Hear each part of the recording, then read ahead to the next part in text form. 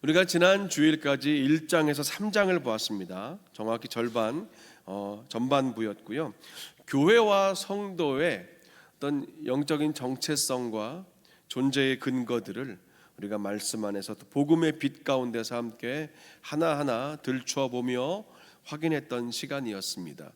이제 하반부 4장, 5장, 6장은 실제적으로 그렇게 복음 안에 산다는 것, 복음으로 사는 성도들이 모여있는 교회가 어떻게 살아야 되는가, 어떤 교회가 되어야 하는가에 대한 조금 더 실제적이고 구체적인 내용들이 이제 담겨 있습니다.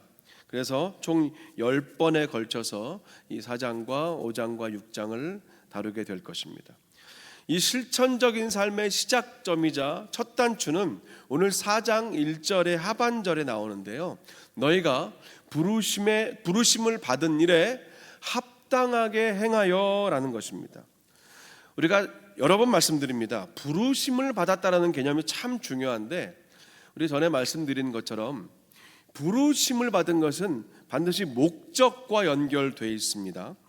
제가 집에서 저희 딸에게 진아야 잠깐 아빠한테 와봐 라고 말하면 그것은 뭔가 할 말이 있거나 좀 부탁할 일이 있다는 거죠. 목적이 있어서 부릅니다. 하나님의 부르심에도 모든 부르심의 목적이 있습니다. 우리 각 사람을 불러주시고 죄에서 빛으로 구원으로 불러주시고 또 그렇게 부름받은 우리들을 교회로 모아 불러주신 하나님의 목적이 무엇인가, 그것을 발견하고 하나님의 목적에 순종하여 따라가는 것, 그것이 우리의 신앙생활이자 믿음의 여정이고 우리가 이렇게 모여야 하는 가장 중요한 교회의 근거가 됩니다. 그래서 부르심은 참 중요해요. 그리고 동시에요, 이 부르심의 목적이라는 중요한 가치가 들어있다면 또 하나가 더 있는데 그게 바로 운동력입니다. 움직이는 거예요. 부르심은 움직이게 합니다. 성경이 말하는 성도의 부르심은 항상 어디에서 어디로 이동과 그 운동을 말하는데 사망에서 생명으로 옮겨가고, 그 부르심은 죄에서 성결함으로, 그리고 어두움에서 빛으로, 분리해서 연합으로 항상 옮겨지는 어떤 그런 운동성 이동이 바로 부르심의 두 번째 중요한 메시지입니다. 그러니까 누가 나는 부르심을 받았습니다라고 말하는데 그 목적과 또 어디로부턴가의 이동이 전혀 흔적도 없다면 그 부르심은 반드시 돌아보고 점검해 봐야 한다는 겁니다. 특히 오늘 본문에서 바울은요, 하나됨을 많이 말하고 있습니다. 바울이 에베소 교회를 향해서 하나됨을 자주 강조하는 이유는 분명합니다.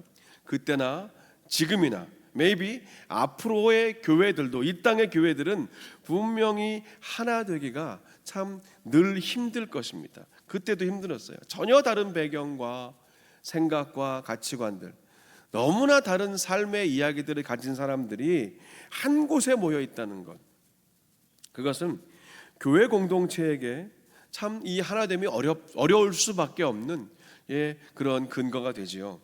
게다가 교회는 세상의 조직과는 좀 달리 강제력이나 어떤 강제성이 없지 않습니까? 그래서 작은 하나라도 서로 좀 조율하고 맞춰가는 게 참 어려워요. 피로 맺어진 형제들이나 굳건한 언약으로 맺어진 부부 사이에도 서로 의견을 조율하고 맞춰가기가 어려운데 당연히 교회도 힘들 수밖에 없다는 겁니다. 하지만 성경은 그럼에도 불구하고 우리에게 하나됨을 위해 노력하는 게 마땅한 일이다라고 말하는 겁니다. 우리가 오늘은 좀 3절을 중심으로 이걸 요절로 해서 전체적으로 보게 될 텐데요.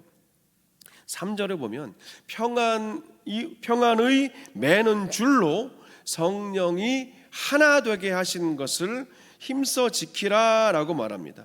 먼저 보면 이 말씀에서 어떤 시각적인 이미지가 하나 보이시지요? 줄입니다. 끈. 이 줄은 재료가 무엇이냐? 3절은 평안으로 만들어진 줄이라고 말해요. 이 줄은 평안으로 만들어진 줄입니다. 그런데 이 평안이 어떤 평안이냐? 세상이 주는 평안이 아니라 예수님이 주시는 평안이라는 거지요. 요한복음 14장 27절에서 말씀하신 이 평안입니다. 평안을 너희에게 끼치노니 곧 나의 평안을 너희에게 주노라.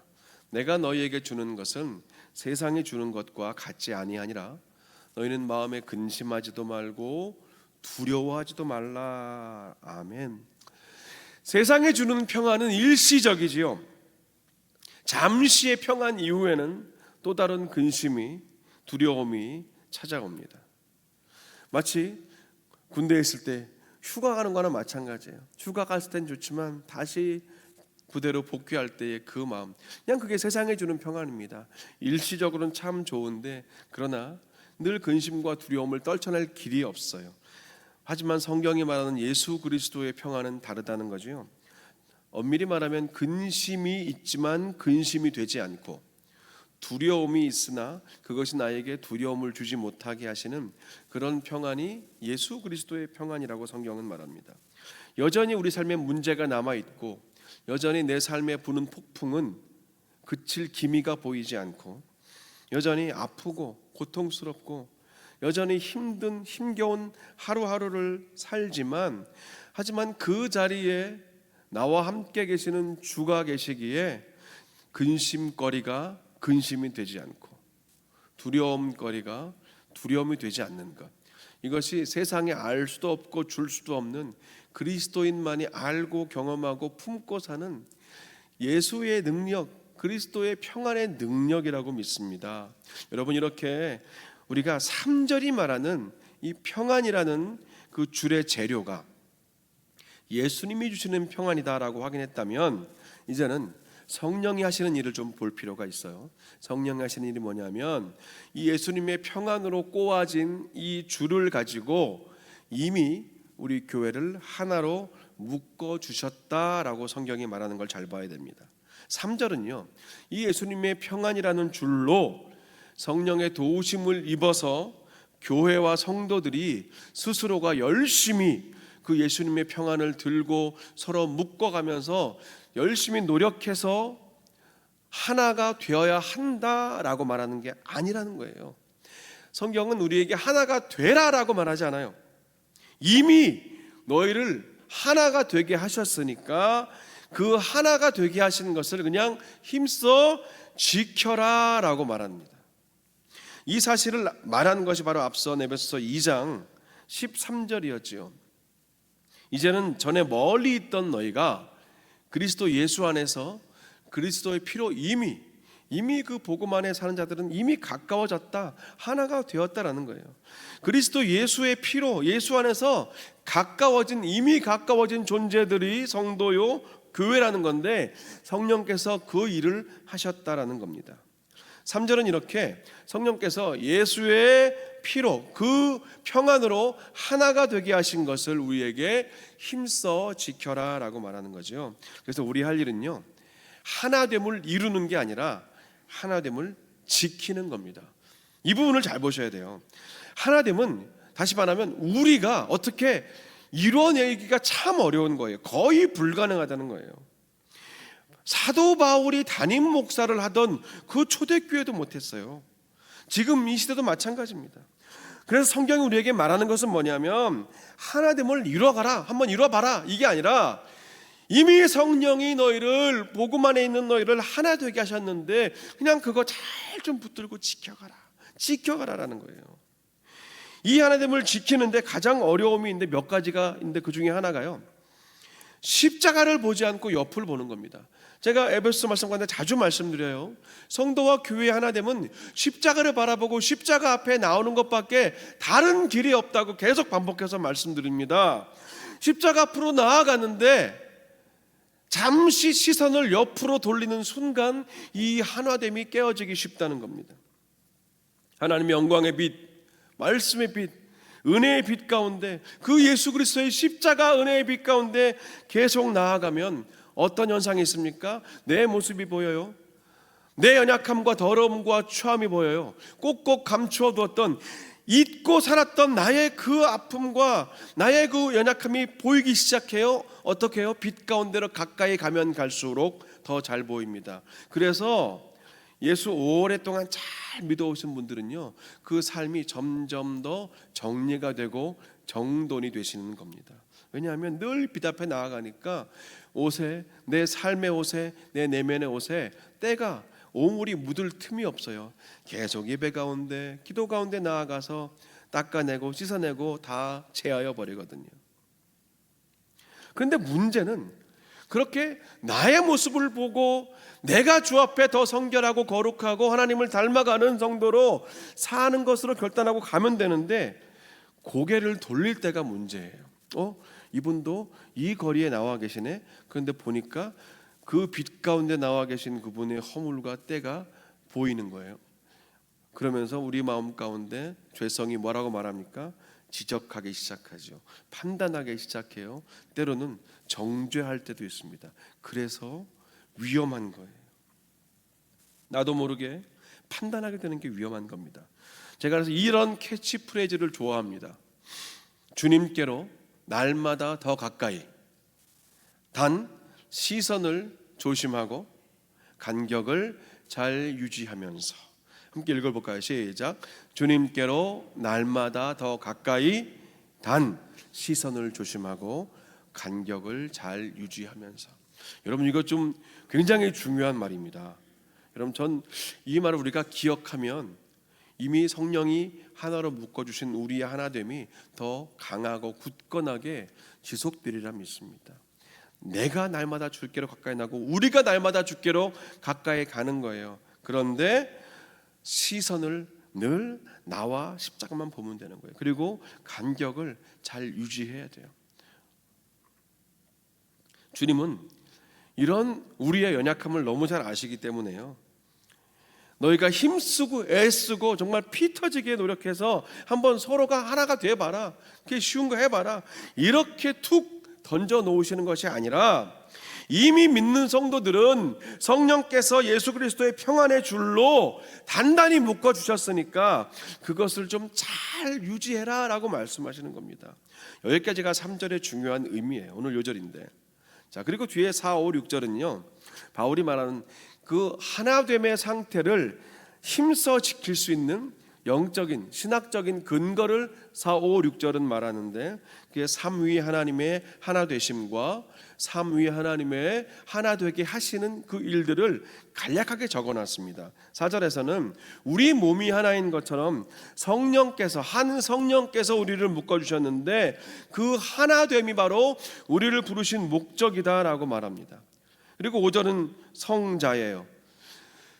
우리의 주인도 예수님 한 분이시고, 우리의 믿음의 근거도 예수님 한 분이시고, 우리의 세례의 고백도 예수님 한 분이시다라고 말하면서 6절에서는 하나님 성부를 말씀하는데, 모든 만물의 아버지가 하나님 한 분이시고 그 하나님은 만물 위에 계시고 그 만물을 함께 묶어서 꿰뚫고 계시고 그 하나님은 만물 안에 계시는 분이다라고 선포합니다. 즉 각각 한 분이신 성부, 성자, 성령 하나님께서 하나가 되시는 것처럼 하나님이 만드시고 예수님이 세우시고 성령이 힘 주시는 이 땅의 교회들도 이미 하나다라고 말합니다.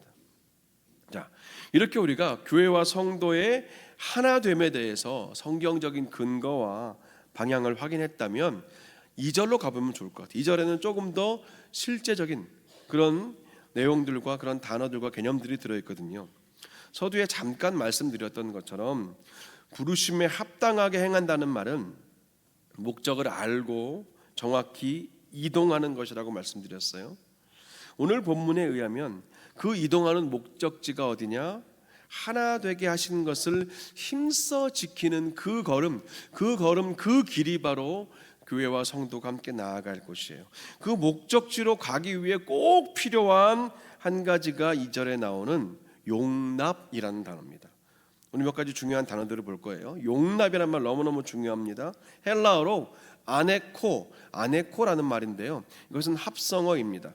아나라는 말이 접두사인데 어디 위에라는 뜻이 아나이고, 그리고 에코라는 말은 갖다, 취하다, 품다라는 그런 동사입니다. 그래서 아나와 에코가 합쳐져서 아네코가 되는데, 이 아네코가 용납이라는 말이에요. 어깨에 무거운 것을 짊어지고 힘들게 서 있는 그런 이미지입니다. 헬라어 원문의 이미지는 그래요. 근데 우리가 보통 용납이라는 말 딱 들으면 우리가 떠오르는 이미지는 부드럽고 이렇게 좀 넓고 푸근하고 다 받아줄 것만 같은 그런 따뜻한 이미지가 있는데, 헬라어 원어 성경에서는요, 용납이란 말이 그렇게 소위 녹록한 단어가 아니라 무거운 짐을 지고 힘겹게 서 있는 모습이 용납이라는 겁니다.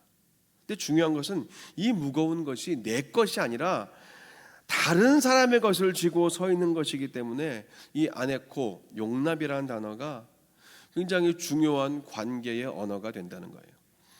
다른 사람이 지고 있는 무거운 것을 내가 대신 지게 되면 당연히 나는 힘들지요.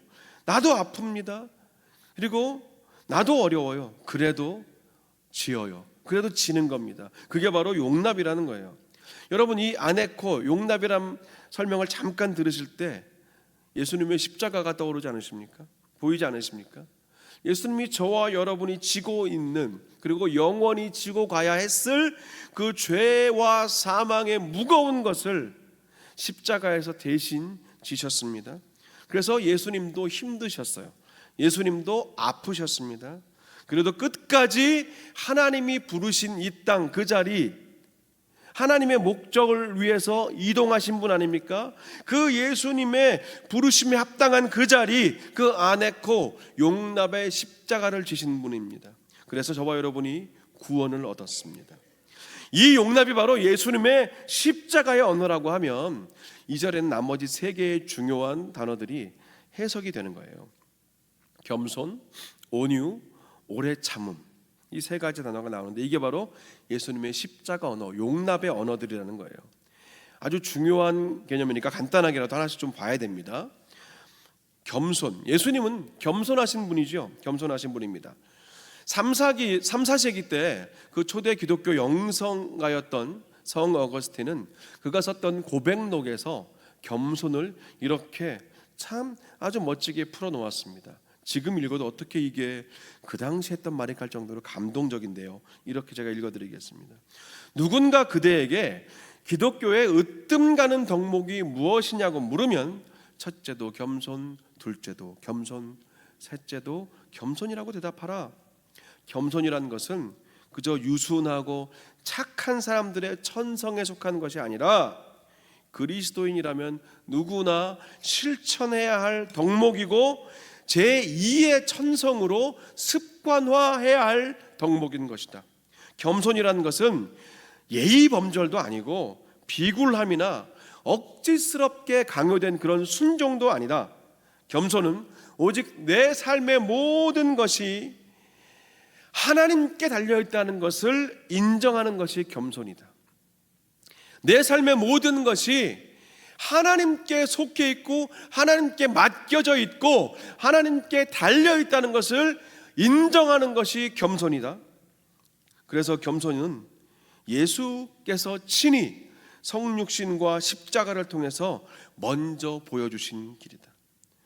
그리하여 마땅히 모든 그리스도인들이 따라야 할 제자도인 것이다.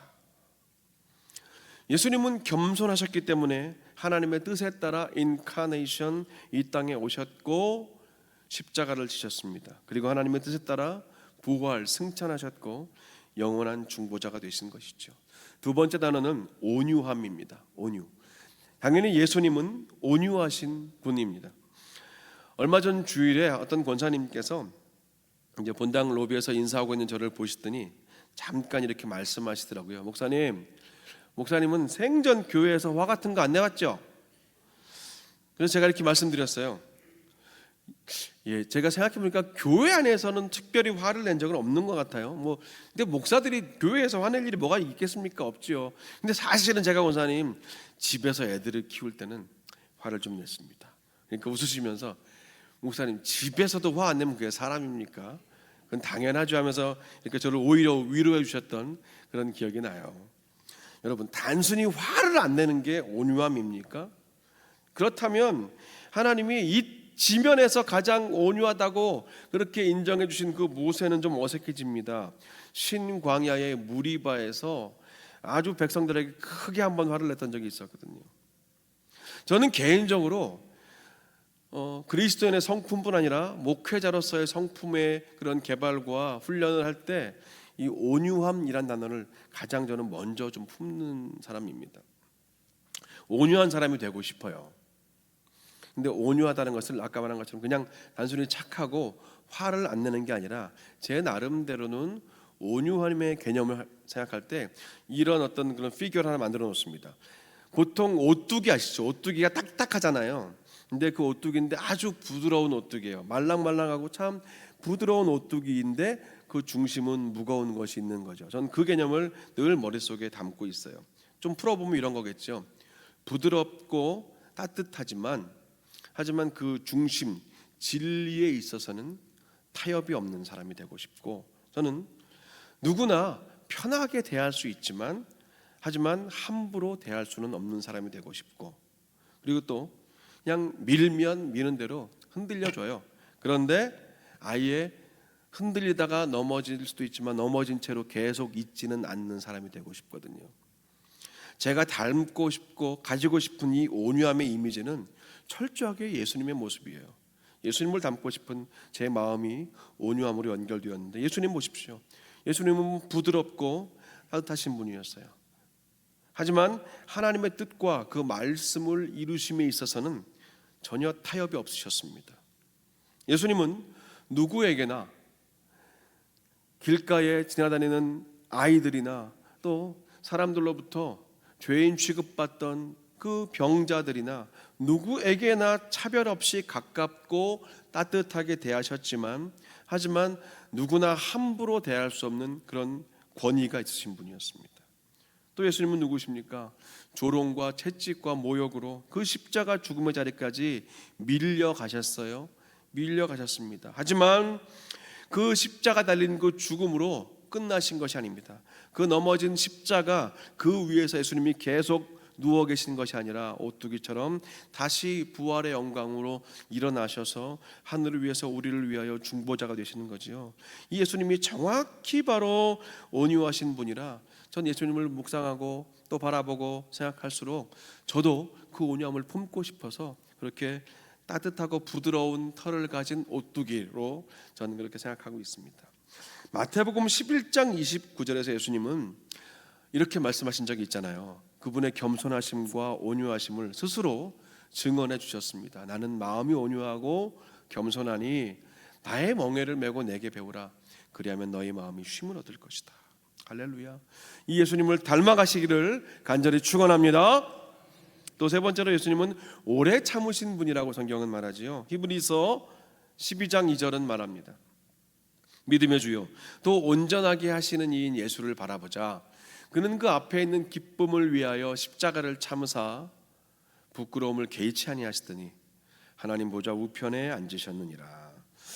예수님이 십자가를 참고 감당하신 것은 그 앞에 있는 기쁨, 즉 부활의 영광과 구원을 보셨기 때문이에요. 골고다의 수치와 부끄러움을 개의치 아니하신 것도 그 앞에 있는 부활의 기쁨과 그 하늘의 영광을 보셨기 때문입니다. 사람은 누구나요, 참아야 할 이유가 분명할수록, 견뎌야 할 근거가 확실하면 할수록 더 오래, 더 잘 참을 수 있지 않겠습니까?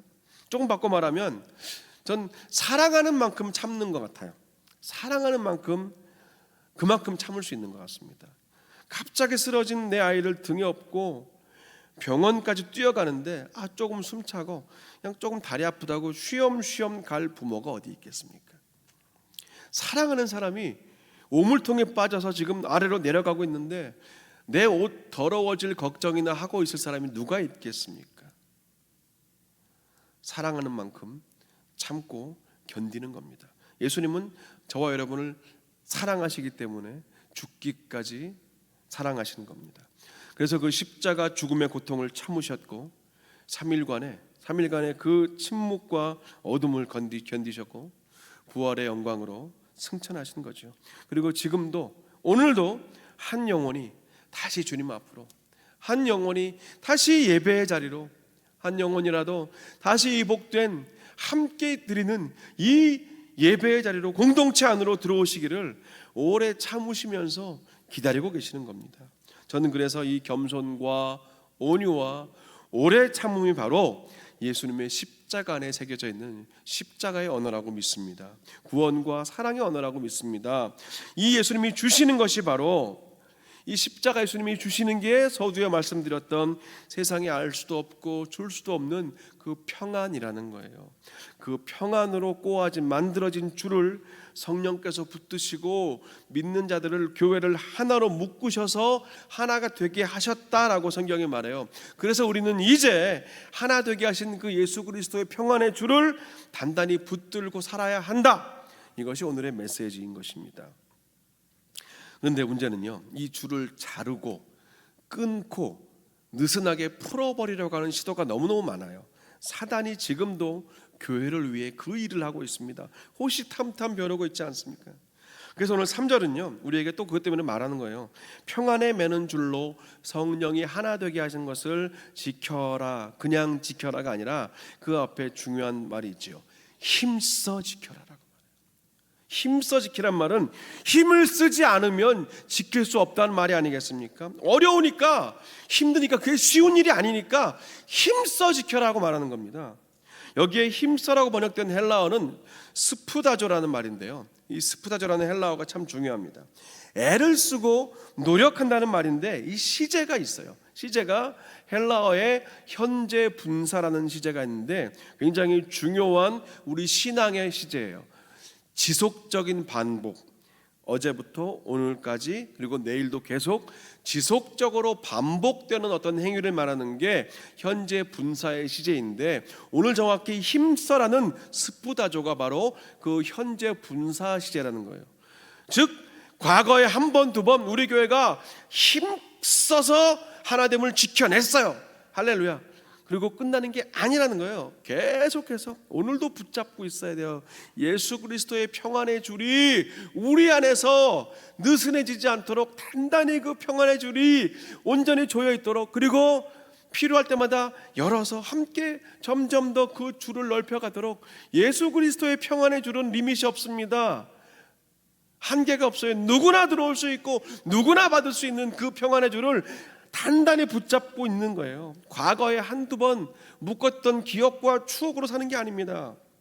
오늘도 우리 안에 풀려지지 않도록 각자의 자리에서 더 힘껏 부여잡고 서로 격려하면서 위로하면서 그냥 웃어주면서 감사의 말 전하면서 그렇게 함께 힘써 지켜내는 것입니다. 그게 교회의 하나됨이에요. 스푸다조, 힘써 지키라는 말씀에 대한 우리의 반응이요 마땅한 결단인 것이죠.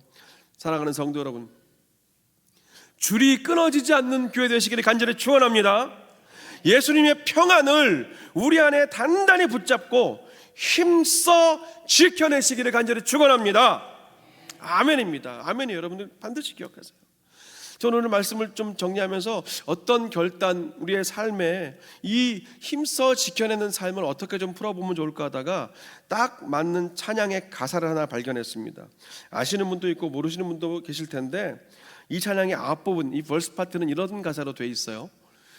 하나님 눈길 머무신 곳 그곳에 내 눈 머물고, 하나님 손길 닿으신 곳 그곳에 내 손 닿으리.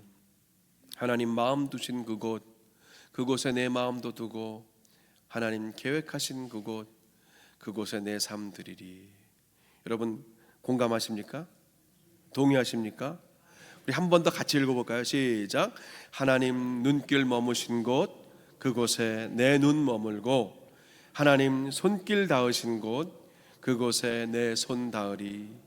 하나님 마음 두신 그곳 그곳에 내 마음도 두고, 하나님 계획하신 그곳 그곳에 내 삶 드리리. 할렐루야. 이 고백을 늘 염두하고 사시고 이 고백을 늘 실천하며 사시면 분명히 줄이 끊어지지 않는, 그런 줄이 느슨해지지 않는 그런 우리 오렌지 아닌 교회가 될 줄로 믿습니다. 오늘 여러분의 시선은 어디에 머물러 계십니까? 어디를 보고 사십니까? 여러분의 손은 뭘 붙들고 계십니까? 어디에 닿아 계십니까? 여러분의 마음은 계속 무엇이 담겨지고 있습니까? 여러분의 걸음은, 여러분의 삶은 어디를 향하고 계십니까? 이 질문들에 대해서 분명하게 답을 하며 사신다면 그리고 그 분명하게 답을 하며 사는 성도들이 함께 모여서 주의 몸된 교회를 이루어 간다면 오늘 성경 말씀처럼 성령께서 우리를 하나 되게 하기 위하여 묶어주신 그 예수 그리스도의 십자가 평안의 줄이 결단코 끊어지지 않을 줄 믿습니다. 그래서 어떤 날에도 어떤 상황 속에서도 부르심을 받은 일에 합당하게 행하여 모든 겸손과 온유로 하고 오래 참음으로 사랑 가운데서 서로 용납하고 평안에 매는 줄로 성령이 하나 되게 하시는 것을 힘써 지키시는 그런 저와 여러분 되시기를 간절히 축원합니다.